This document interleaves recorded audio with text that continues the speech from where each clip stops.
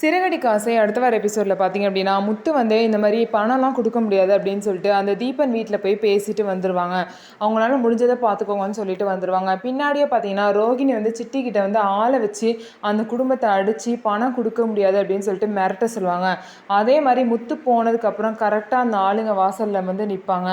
வந்து நின்று முத்து இப்போ தான் போயிருக்கான், நம்ம போய் அடிச்சுட்டு முத்து மேலே பழைய போட்டு வந்துடலான்னு சொல்லிட்டு பிளான் பண்ணி அந்த ஆளுங்களும் கட்டையை வச்சு அந்த குடும்பத்தில் உள்ளவங்களை அடிச்சுட்டு முத்து தான் அந்த மாதிரி பண்ண சொன்னான்னு சொல்லிட்டு வந்துருவாங்க. ஆனா அவனுங்க கிளம்பும் போது பாத்தீங்க அப்படின்னா ஒருத்தன் மட்டும் வந்து சிட்டிக்கு கால் பண்ணி, சிட்டி நீ சொன்ன மாதிரி எல்லாத்தையும் அடிச்சிட்டோன்னு சொல்லுவாங்க. இதை வந்து தீபன் வந்து கேட்டுருவாங்க.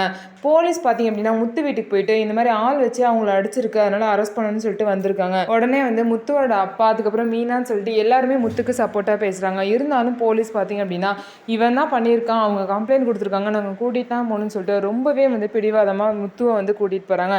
இதுக்கப்புறம் வந்து முத்துவை எப்படி காப்பாற்ற போறாங்க அப்படிங்கிறத பொறுத்திருந்து பார்க்கலாம். அது மட்டும் இல்லாமல் தீபனுக்கு மட்டும்தான் இது வந்து சிட்டியோட வேலை அப்படிங்கிறது தெரியும். ஏன்னா அந்த பசங்க பேசுறத இவர் தான் கேட்டிருக்காரு. அதனால தீபன் வந்து உண்மையை சொன்னால் கண்டிப்பாக முத்துவை காப்பாற்றிடலாம். எப்படி காப்பாற்ற போகிறாங்க அப்படிங்கிறத பொறுத்திருந்து பார்க்கலாம்.